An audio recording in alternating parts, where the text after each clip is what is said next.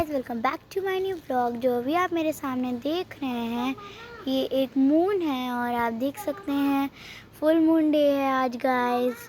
और ये देख सकते हैं आज हमारी कॉलोनी कितनी क्यूट और मस्त लग रही है। आज हमारे कोई फ्रेंड्स नहीं खेल रहे हैं क्योंकि वो खेल के भी चल चुके हैं और हम लोग हैं।